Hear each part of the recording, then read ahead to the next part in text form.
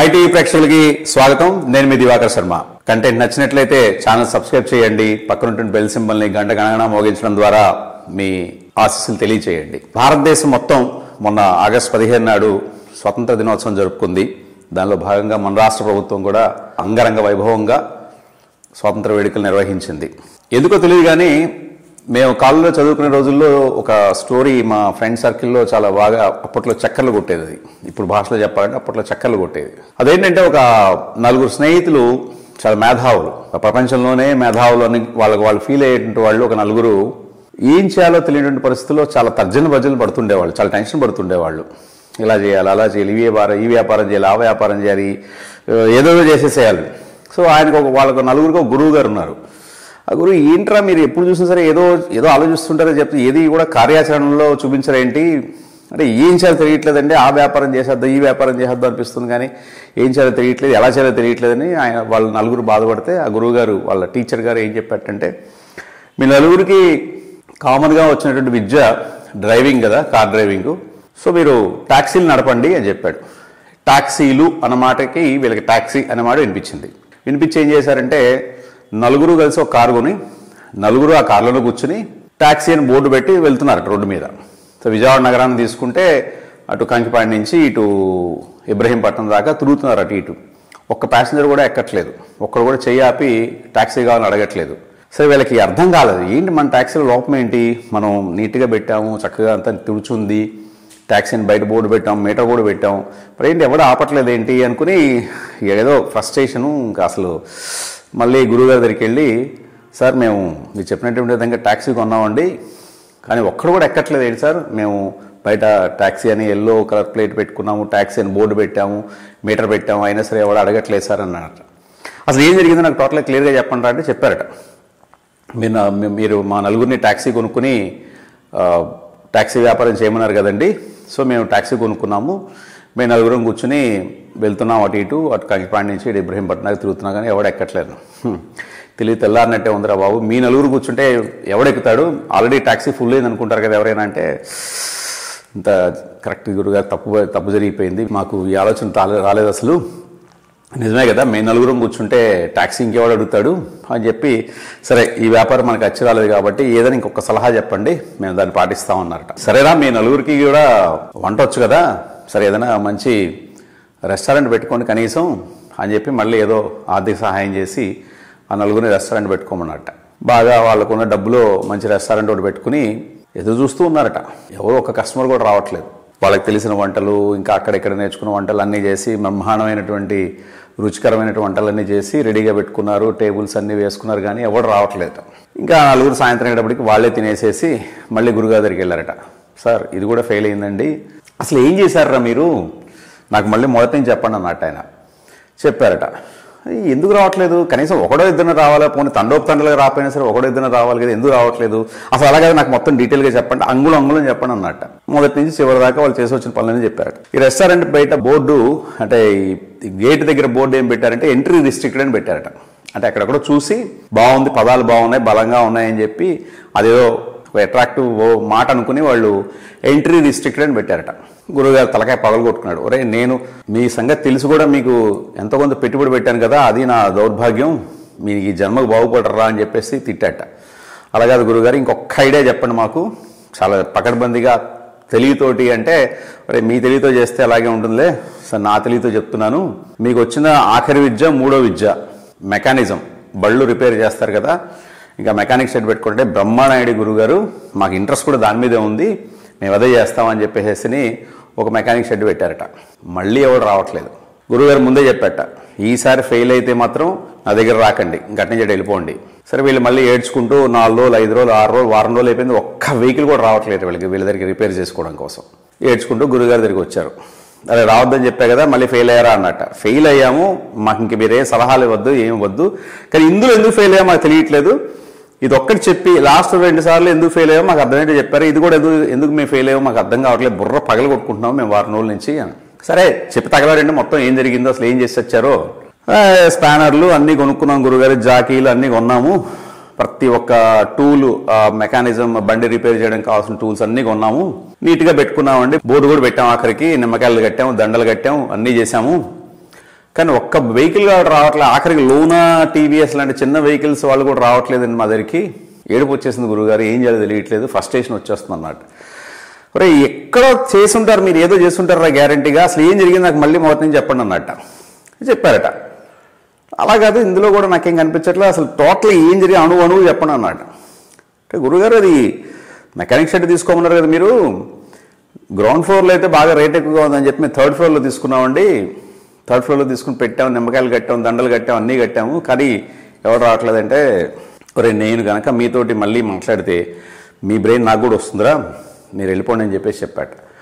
అలాగే మన ప్రభుత్వాలు వాళ్ళు తీసుకొచ్చే పథకాలు కానీ, వాళ్ళు చెప్పే మాటలు కానీ, వాళ్ళ చేష్టలు కానీ ఈ నలుగురిలాగానే ఉంటున్నాయి నాకు. నిన్న మహిళలకు ఉచిత బస్సు పథకం అని పెట్టారండి. అసలే ఆర్టీసీ దివాళా, అంటే దివాళా అనేది చాలా చిన్న పదం, అంత ముక్కి మూలిగి నడుస్తుంది. గత 5 ప్రభుత్వాల పుణ్యమా అని ఇంకా ఉద్యోగులకి జీతాలు కూడా ఇవ్వలేని పరిస్థితికి అంచుకు వచ్చేసేసింది. ఆర్టీసీలో ఉద్యోగం చేయడం అంటే ఇంకేదో గతిలాగా చేయడం అనేటువంటి పరిస్థితుల్లోకి ఎంప్లాయీస్ అందరూ వచ్చారు. మళ్ళీ వాళ్ళ మధ్యలో వడ్డీ సీనయ్యలు, వడ్డీ వ్యాపారస్తులు జలగల్లాగా పీడించేవాళ్ళు. దీని మీద మనం గతంలో వీడియో కూడా చేశాం మనం. అది పట్టించుకునే నాదుడు లేడు. నిన్న ఈ ఉచిత బస్సు అనే ఒక అరకొర పథకానికి వీళ్ళు చేసిన హడావుడి, సిటీ బస్ స్టేషన్ 2 రోజులు మూసారు. సెక్యూరిటీ తనిఖీలో భాగంగా సిటీ బస్ టెర్మినల్ ని 2 రోజుల పాటు మూసారు. మరి సాక్షాత్తు ముఖ్యమంత్రి గారు, ఉప ముఖ్యమంత్రి గారు, నారా లోకేష్ గారు, ఇంకా మంది మార్బలం, ఆర్టీసీ చైర్మన్ గారు, తర్వాత ఆర్టీసీ ఎండీ గారు, రవాణా శాఖ మంత్రి గారు రాలేదనుకోండి, ఆ సంబంధిత శాఖ మార్చుల వాళ్ళు ఏదో బహుశా పనుండి ఏదో ఎక్కడికో వెళ్ళుంటారు. ఆయన అయితే రాలేదుట, మీడియాకు వచ్చిన ఇన్ఫర్మేషను ఎక్కడ మాకు కూడా కనిపించలేదు ఆయన. ఇలా ముఖ్యమైన వాళ్ళు కొంతమంది రాలేదు. బట్ మెయిన్ హీరోలు అయితే అయినటువంటి ఈ ముగ్గురు, ముఖ్యమంత్రి గారు, డిప్యూటీ సీఎం గారు, లోకేష్ గారు, వీళ్ళు ముగ్గురు వచ్చారు. ది గ్రేస్డ్ అకేషన్, చక్కగా బ్రహ్మాండంగా బస్సులు ఎక్కారు. ముగ్గురు 3 సీట్లలో కూర్చున్నారు, ఒకళ్ళ వెనకాల ఒకళ్ళు. వాళ్ళ పక్కన మరి ఆర్టీసీ సిబ్బందా, లేకపోతే ఇంకోళ్ళ, లేకపోతే వాళ్ళ పార్టీ కార్యకర్తల, నిజమైన ప్రయాణికుల, ఎవరో మొత్తానికి ముగ్గురు కూర్చున్నారు. చక్కగా జోకులు వేసుకుంటూ సంతోషంగా గడిపేశారు. దాన్ని ఒక పిక్నిక్ కింద మార్చేశారు. నీకేంట్రా బాధ అని నన్ను అడగచ్చు. అసలే ఆర్టీసీకి ఆదాయం లేదు, 2 రోజుల పాటు ఆర్టీసీ ఆదాయం ఈ రకంగా పడిపోవడం అనేది ఎంతవరకు సమంజసం? నేను మధ్యతరగతి కుటుంబీకునండి. ఒకరోజు ఆదాయం పోయినా సరే నాకు ఎంతో బాధగా ఉంటుంది. నాలాగే ప్రతి మధ్యతరగతి వాడు కూడా ఆలోచిస్తాడని నేను అనుకుంటా. మనకు వచ్చే ఆదాయం కారణం లేకుండా, సరే తుఫాన్లు వచ్చి, వరదలు వచ్చి, సునామీలు వచ్చి, కోవిడ్లు వచ్చి పోవడం అనేది అది భగవంతుడి ఇది, దానికి మనం ఏం చేయలేం. ఈ రకంగా చేయడం అనేది ఎంతవరకు సమంజసం? వీళ్ళ హంగు ఆర్భాటం, వీళ్ళ పబ్లిసిటీ చూపించుకోవడం కోసం 2 రోజుల పాటు ఆర్టీసీ ఆదాయానికి గండి కొట్టడం అనేది ఎంతవరకు న్యాయం, ఎంతవరకు సమంజసం, ఎంతవరకు చట్టం? ఇప్పుడు వైసీపీ వాళ్ళు దీనిలోంచి ఇంకో కొత్త పాయింట్ తీసుకొచ్చారు. అది ఇంకా పూర్తిగా పబ్లిక్ లోకి రాలేదు, లేదా కావాలని తొక్కిపెట్టి ఉంచారో, లేదా సరే వదిలేద్దాం అనుకున్నారో నాకు తెలియదు. కానీ నా చెవిని పడ్డ మాటలైతే ఏంటంటే, హిందూపురం ఎమ్మెల్యే నందమూరి బాలకృష్ణ మీద కేసు పెడదాం అనుకుంటున్నారట వైసీపీ వాళ్ళు. ఆఫ్ కోర్స్ ఆర్టీసీ చైర్మన్ మీద, ఆర్టీసీ ఎండీ గారి మీద కూడా పెడతారు. ఏ అధికారంతో ఆయన ఆర్టీసీ బస్సును నడిపాడు? నిన్న నందమూరి బాలకృష్ణ గారు ఈ పథకాన్ని ప్రారంభించేటువంటి అత్యుత్సాహంలో అనంతపురం డిపోకు సంబంధించినటువంటి బస్సుని ఆయన చాలాసేపు డ్రైవ్ చేశారు. ఇందులో 2 విషయాలు ఉన్నాయి. ఒకటి, ఫస్ట్ ఆఫ్ ఆల్ ఆర్టీసీ బస్సును ఆయన డ్రైవ్ చేయకూడదు. ఎందుకు చేయకూడదు? ఆయన ఆర్టీసీ ఎంప్లాయ్ కాదు, ఆర్టీసీలో శిక్షణ పొందలేదు, బస్సు డ్రైవ్ చేసేటువంటి నైపుణ్యం ఆయనకు ఉందో లేదో ఎవరికి తెలియదు. ఆయనకి ఏదో కార్ లైసెన్స్ ఉండొచ్చు, 2 వీలర్ లైసెన్స్ ఉండొచ్చేమో, కానీ మరి బస్సు లైసెన్స్ ఉందో, హెవీ మోటార్ వెహికల్ లైసెన్స్ ఉందో లేదో ఎవరికి తెలియదు. ఉన్నా ప్రాక్టీస్ ఎంత ఉందో తెలియదు, ప్రాక్టీస్ ఉన్నా రూట్లు తెలియకపోవచ్చు. ఒక నెలల క్రితం జగన్మోహన్ రెడ్డి కారు కింద పడి ఒక వ్యక్తి చనిపోతే ఆ వ్యక్తి గురించి మనందరం చాలా బాధపడ్డాం, అదొక పెద్ద ఇష్యూ చేశాం, సోషల్ మీడియాలో బోల్డ్ అంత వైరల్ అయింది. మరి అలాంటి సంఘటనలు పునరావృతం కాకుండా చూసుకోవాలి, కానీ ఎప్పటికప్పుడు వేడుకలు చేసుకోవడం ఏంటి? బాలకృష్ణ గారి అభిమానులకి చాలా వినోదంగా ఉండొచ్చు, చాలా పండగలాగా ఉండొచ్చు, కానీ సామాన్య ప్రజలకి 94 మంది కదా మనం, వాళ్ళ 6గురే కదా, మన 94 మందికి ఏంటి? మన ఆస్తులు మనం కాపాడుకోక్కర్లేదా? మన భద్రత మనం చూసుకోక్కర్లేదా? ఆయన నిర్లక్ష్యపు డ్రైవింగ్ కి జరగకూడని అర్థమే జరిగి ఉంటే ఎవరు సమాధానం చెప్పుండేవాడు? ఒక 2 రోజుల పాటు ఆర్టీసీ విజయవాడ ఆదాయం కోల్పోయింది, ముఖ్యంగా సిటీ టర్మినల్ మూసేయడం మూలంగా. పోనీ ఇదేమన్నా ఒక అత్యద్భుతమైనటువంటి పథకమా? ఏ బస్సు ఎక్కితే ఫ్రీనో, ఏ బస్సు ఎక్కితే టికెట్ కొడతారో తెలియనటువంటి పరిస్థితి ఆడవాళ్ళకి. ఏ గుర్తింపు కార్డు చూపించాలి, ఎక్కడి నుంచి ఎక్కడికి ప్రయాణం చేయొచ్చు, ఏ రకమైన బస్సులో ప్రయాణం చేయొచ్చు, ఏ అవగాహన లేదు. నాకు తెలిసినంత వరకు మీడియా సమావేశంలో ఆర్టీసీ చైర్మన్ గారు కూడా చాలా తడబడ్డారు జర్నలిస్ట్ అడిగిన ప్రశ్నలకి. ఆయనకు కూడా పూర్తిగా తెలియదు. పల్లె వెలుగు మాత్రం ఒకటి తెలుసు అందరికీ. పల్లె వెలుగు అనేటువంటి బస్సులో ఎక్కడి నుంచి ఎక్కడికి ప్రయాణం చేసినా కూడా ఉచితం అనేది మాత్రం అందరికీ తెలుసు. పల్లె వెలుగులు ఎక్కడి నుంచి ఎక్కడి వరకు ఉంటాయండి? ఇక్కడి నుంచి నూజివీడు, ఇక్కడి నుంచి గుడివాడ, ఇక్కడి నుంచి మచిలీపట్నం, మహా ఉంటే మచిలీపట్నం ఓ 50 కిలోమీటర్ల డిస్టెన్స్ లోపల వాటికే. దీనికి ఇంత హడావుడి దేనికి? చిత్తూరు నుంచి ఇచ్చాపురం వరకు మీరు ఫ్రీ ఇవ్వండి, కొంత మెచ్చుకోవచ్చు మిమ్మల్ని. ఎందుకంటే నిజంగా డబ్బులు సేవ్ అయ్యేటువంటి డిస్టెన్స్లు అవి. పల్లె వెలుగులో కూడా ప్రజలు ప్రయాణించలేని దౌర్భాగ్య స్థితి తీసుకొచ్చినటువంటి రాజకీయ నాయకులు పల్లె వెలుగులో ఉచిత ప్రయాణం కల్పించి దానికి చంకలు గుద్దుకోవడం ఏంటో నాకైతే అర్థం కావట్లేదు. ఇది ఒక ప్రభుత్వం కాదు, ఒక కూటమి ప్రభుత్వం, లేకపోతే ఒక వైసీపీ ప్రభుత్వం, కాంగ్రెస్ ప్రభుత్వం, ఓ బీజేపీ ప్రభుత్వం, నేను అట్లా వాళ్ళ మధ్యలో నాకేం తారతమ్యం లేదు, అందరూ ఒకటే. దానికి తోడు మళ్ళీ మనకి బోనస్లు ఇవి. ఒక ఆయన బస్సు నడుపుతాడు, ఇంకా ఆయన తోడు మంత్రులు కూడా నడిపారు. అయితే బాలకృష్ణ నడిపిన దాని గురించి నేను ప్రత్యేకంగా ఎందుకు కామెంట్ చేశానంటే, బాలకృష్ణ సెలబ్రిటీ కాబట్టి అది చూడడానికి చాలా మంది తండలుగా వస్తారు. మన జగన్మోహన్ రెడ్డి గారి కారు కింద పడి ఆ వ్యక్తి చనిపోయిన దుస్సంఘటనలు లాంటివే పునరావృతం అవుతాయి ఇట్లాంటి సిచ్యువేషన్స్ లో కూడా. అతనికి అనుభవం లేదు, ఆ బస్సు నడిపే అనుభవం లేదు. ఇది ప్రజల ఆస్తి, మనం ఒక బాధ్యత గల పదవిలో ఉన్నాము, చిల్లర వేషాలు వేయకూడదు, ఇది సినిమా కాదు, వెకిలి వేషాలు కోతి వేషాలు వేయడానికి ఒక బాధ్యత గల హుందాగా ప్రవర్తించాలి. నేను ఒక ఎమ్మెల్యేని, ఒక నియోజకవర్గం వాళ్ళు నన్ను 3 times నుంచి ఎన్నుకున్నారు, ఒక మార్గదర్శకంగా నిలబడాలి, ఈ ఆలోచనలు ఉండవు వాళ్ళకి. ఎందుకంటే మీరు విజిల్స్ చప్పట్లు కొడుతుంటారు కదా వాళ్ళు చేసే ప్రతి పనికి, అదే వాళ్ళకి ఊతం. సో ఇప్పుడు ఈ సంఘటన మీద వైసీపీ వాళ్ళు కేసు వేయాలని అనుకుంటున్నారు. ఆల్మోస్ట్ ఆ డిస్కషన్స్ జరుగుతున్నాయి. మరి కౌంటర్గా ఈ కూటమి ప్రభుత్వం వాళ్ళు కూడా వేయాలిగా. దానికి ఆయన చేసిన పని ఏంటి? డీజీపీని తిట్టడం, ఏకవచనంలో సంబోధించడం, అరే తురే అంటాం, బీటెక్ రవి గారిని అరే తురే అంటాం, నోటికి ఇష్టం వచ్చిన మాట్లాడడం, ఇప్పుడున్న ముఖ్యమంత్రి గారు నెక్స్ట్ ఎలక్షన్స్కి బతికుండడాన్ని బాహాటంగా ప్రకటించడం, కృష్ణారామ అనుకోవాల్సినటువంటి వయసులో ఇదేం పోయే కాలం అంటాం, నువ్వు నరకానికి పోతావు అంటాం. అదే చెప్పేది, ఏ పార్టీ చూసినా ఒకటే, తేడా ఏమీ లేదు. సో అందుకే నాకు ఇందాక ఆ 4 ఫ్రెండ్స్ జోక్ గుర్తొచ్చింది. తెలియలేని వాళ్ళనాలా, బుద్ధి లేని వాళ్ళనాలా, జ్ఞానం లేని వాళ్ళనాలా, ఇలాంటి వాళ్ళు మనకు పాలకులుగా వస్తున్నారు. బాధాకరమైన విషయం ఏంటంటే, పవన్ కళ్యాణ్ గారి స్పీచ్లు మీరు 2024 జూన్ ఎలక్షన్స్ అయ్యి ఆయన గెలిచే ముందు వరకు ఎలక్షన్ క్యాంపెయినింగ్లో ఆయన ఇచ్చినటువంటి స్పీచ్లు మొత్తాన్ని ఒక ఇదిగా తీసుకుంటే దాని సారాంశం ఏంటంటే, ఇప్పుడు ప్రభుత్వంతో రాబోయే ప్రభుత్వం అంటే మా కూటమి ప్రభుత్వం వస్తే ప్రభుత్వంతో పనిచేయించే బాధ్యత నాది అన్నాడు ఆయన. గుద్ది పడేశారు ఓట్లు, వెనక ముందు ఆలోచించుకుంటే గుద్దేశారు. ఆయన ఇంతవరకు ఏ విషయంలో బాధ్యత తీసుకున్నాడు? పవన్ కళ్యాణ్ గారికి తెలీదో లేకపోతే తెలిసి అది పెద్ద విషయం కాదనుకుంటున్నారో, రాష్ట్రంలో యువకులు బాధపడేది నిరుద్యోగంతో. మీ ఫ్యాన్స్లో 90% నిరుద్యోగస్తులు. మీకు పాలాభిషేకాలు చేసేవాళ్ళు, మీకు దండలు వేసేవాళ్ళు, మీరు వస్తుంటే అడుగులకు మడుగులు ఎత్తేవాళ్ళు, మీ సినిమాల్లో మీరు కనిపిస్తే విజిల్స్ వేసేవాళ్ళు, మీరు తెర మీద కనిపిస్తే లేకపోతే టీవీలో కనిపిస్తే పూనకాలతో ఊగిపోయేవాళ్ళు, వీళ్ళందరిలో 90% మంది నిరుద్యోగులు. ఏ రకమైన ఆదాయ మార్గాలు అంటే స్థిరమైనటువంటి ఆదాయ మార్గాలు లేనటువంటి వాళ్ళు. మీరు వచ్చారు, కొన్నాళ్ళు తిరుపతి లడ్డు, కొన్నాళ్ళు సనాతన ధర్మం, తమిళనాడు వెళ్ళారు, మళ్ళీ వెంటనే సినిమాలు. మొన్న రిలీజ్ అయిన హరిహర వీరమల్లు మీరు పదవి చేపట్టిన తర్వాత జరిగిన షూటింగ్లే కదా అవి చాలా వరకు. సో ఒక బాధ్యత అనేది లేకుండా, ఇచ్చిన మాటకి గౌరవం లేకుండా, మిమ్మల్ని నమ్మిన వాళ్ళ పట్ల ఒక జాలి, దయ, కరుణ ఏమీ లేకుండా ఇష్టం వచ్చినట్టు పరిపాలన సాగించడం అనేది ఎంతవరకు న్యాయం? 5 ఏళ్ల పాటు మీకు కట్టబెట్టిన బాధ్యత, మీకు ఇచ్చిన అధికారం అనన్య సామాన్యం. ఎన్నో అద్భుతాలు చేయొచ్చు. రాబోయే భావితరాల వాళ్ళు ఎటువంటి కష్టాలు లేకుండా చేయొచ్చు. ప్రజల డబ్బుని మానిటర్ చేయడమే కదా, యూఆర్ జస్ట్ ఏ కస్టోడియన్. అంత చిన్న బాధ్యతని విస్మరించి ఈ 5 ఏళ్ళు మేము మహారాజులో దేవుళ్ళు అనుకుని ఒక భ్రమలో బతకడం అనేది ఎంతవరకు కరెక్ట్? మీరు ఎన్నో పుస్తకాలు చదివారట కదా. అంతకుముందున చంద్రబాబు నాయుడు గారు, అంతకుముందు 3 సార్లు ముఖ్యమంత్రిగా చేస్తున్న చంద్రబాబు నాయుడు గారి మీద జనాలకి నమ్మకం పూర్తిగా లేదనే కదా మిమ్మల్ని ఆయన కూటమిలో చేర్పించుకునే మీ ద్వారా కూడా చెప్పించింది, నేను బాధ్యత తీసుకుంటాను, మీకు పర్వాలేదు, మీరు ఓటేయండి అని చెప్పేసి. అలాగే పైన ఉన్నటువంటి కేంద్రంలో ఉన్నటువంటి బీజేపీ ప్రభుత్వం, బీజేపీ పెద్దలు, నరేంద్ర మోడీ గారు లాంటి వాళ్ళు కూడా మేము ఉన్నాం, మేము చూసుకుంటామని నమ్మబలిగితేనే కదా జనాలు ఓటేసింది. సంవత్సరం పైన వస్తుంది మీరు ప్రభుత్వం ఏర్పాటు చేసి, జనసేన పార్టీ అధినేత పవన్ కళ్యాణ్ ని పక్కన పెట్టేశారు టీడీపీ వాళ్ళు అనేటువంటి విమర్శలు బలంగా వినిపిస్తున్నాయి ప్రజల్లో. నేను మీకు ఇది ఒక ఇన్ఫర్మేషన్గా ఇస్తున్నాను. విందులు, వినోదాలు, ఆటలు, పాటలు, సినిమాలు ఇవి పక్కన పెట్టేయండి సార్. ప్రతి క్షణం మీరు ప్రజల కోసం ఆలోచించినా, ప్రజల కోసం పాటుపడినా ఒక 50% మాత్రమే మీరు జరిగినటువంటి డ్యామేజెస్ని కంట్రోల్ చేయగలుగుతారు. ముఖ్యంగా గత 5 ఏళ్ల పరిపాలనలో జరిగినటువంటి డ్యామేజ్ ఏదైతే ఉందో అది రెక్టిఫై చేయడానికి మీకు ఈ 5 ఏళ్ళ సమయం సరిపోదు. అంత ఎకానమీ దెబ్బతింది, ప్రజల్లో ఆత్మస్థైర్యం సన్నగిలిపోయింది, బతికుండగలం అనేటువంటి నమ్మకం కూడా సన్నగిల్లిపోయింది చాలామందికి అయితే. ఇటువంటి పరిస్థితుల్లో మీరు ఆటలు పాటలు ఇలాగ నష్టాలు మీకు అసలు అనిపించలేదా? ఒక బస్సు ఒక ట్రిప్ వెళ్ళొస్తే, ఒక సిటీ బస్సు ఒక ట్రిప్ వెళ్ళొస్తే 10,000 వస్తుంది. ఉచితంగా ఇచ్చిన దాని మూలంగా ఎంతో కొంత నష్టం వస్తుంది.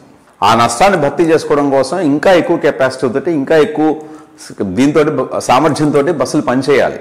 మీరే 2 రోజులు ఆదాయానికి గండి కొడితే ఇంకా మిగతా ఉద్యోగస్తులకి వాళ్ళకి ఎవరు దిశానిర్దేశం చేసేది?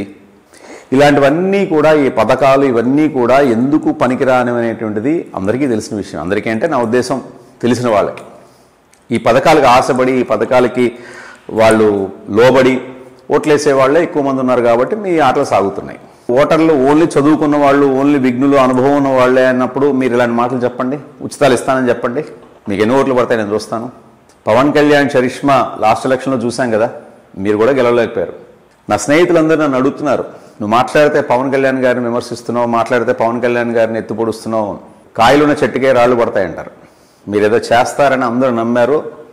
ఆ నమ్మిన వాళ్ళు నా కుటుంబ సభ్యులు ఉన్నారు, నా బంధువులు ఉన్నారు, నా స్నేహితులు ఉన్నారు, నా తోటి ఉద్యోగస్తులు ఉన్నారు. కాబట్టే మిమ్మల్నే ప్రశ్నిస్తున్నాం మేము ప్రతి విషయానికి. యువతరం మీ మీద ఎన్నో ఆశలు పెట్టుకుంది.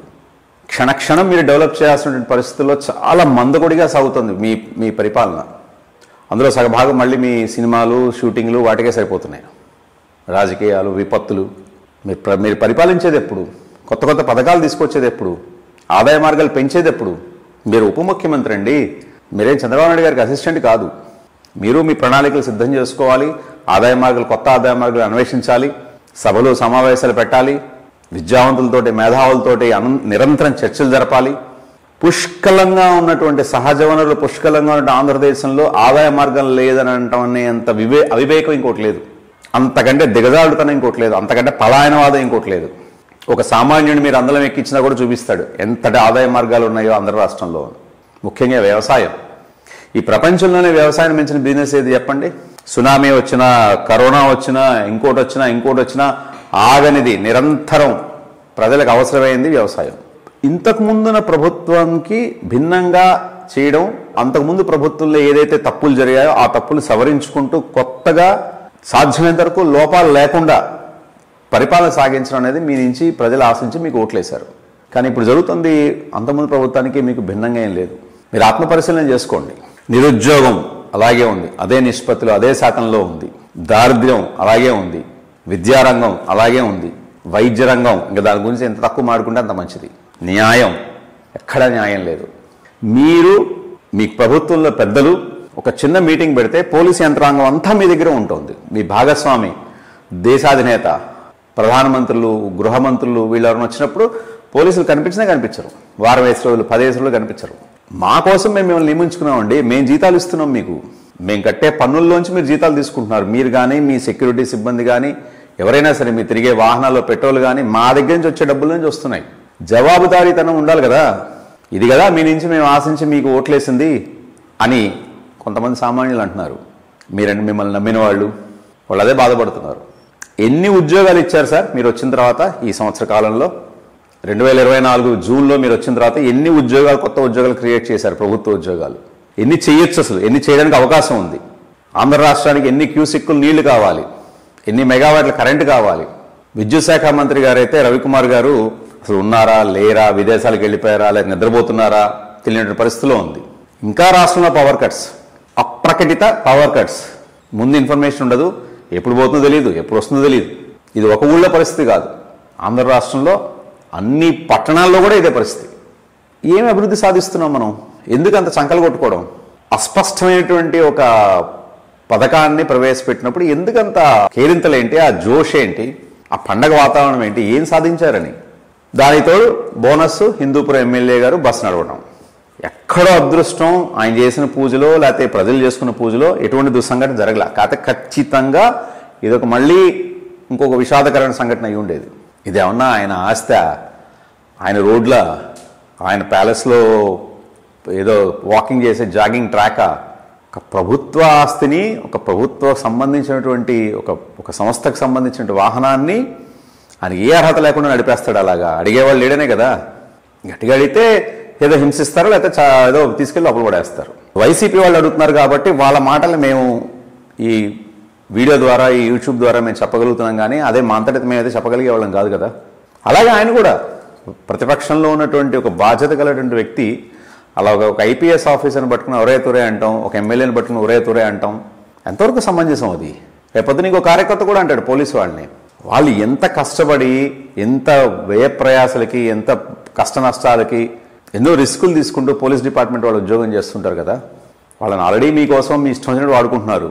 ఇగో గత ప్రభుత్వంలో చూసాం కదా, సాక్షాత్ 2 ఐపీఎస్లు 2-3 జైలుకి వెళ్ళారు. ఆయన పుణ్యమాని, గత ముఖ్యమంత్రి గారి పుణ్యమాని. ఏంటి ఎటుపోతున్నాం మనం? అసలు ఏం సాధించాలని వచ్చాము, ఏం సాధించాలి, ఏం చేయాలి? చాలా సింపుల్ విషయాలకి ఎందుకు ఇంత హడావడి? ప్రతిరోజు ఏదో ఒక సెన్సేషన్ క్రియేట్ చేయకపోతే ప్రజలు మిమ్మల్ని మర్చిపోతారని భయమా మీకు? సెన్సేషన్ క్రియేట్ చేయక్కలేదు, మంచి పనులు చేసినా కూడా ప్రజలు మిమ్మల్ని గుర్తుపెట్టుకుంటారు. ఒక ఉచిత వైద్యం ఇవ్వండి, ఉచిత విద్య ఇవ్వండి, ఉచిత న్యాయం ఇవ్వండి, ఉద్యోగాలు ఇవ్వండి, శాశ్వతంగా గుర్తుపెట్టుకుంటారు మిమ్మల్ని. సో ఫ్రెండ్స్, మనం అనుక్షణం చూసేటటువంటి ఇటువంటి విషయాలే, పబ్లిక్లో జరుగుతున్న విషయాలే మనం చర్చించుకుంటున్నాము. ఇవి మనకు పనికొస్తాయి, మనకు ఉపయోగపడతాయి అనుకుంటే దయచేసి కామెంట్ రూపంలో మీ అభిప్రాయాలను తెలియచేయండి. మా ఛానల్ సబ్స్క్రైబ్ చేయండి, బెల్ సింబల్ని గంట గణగణ మోగించండి. Thank you.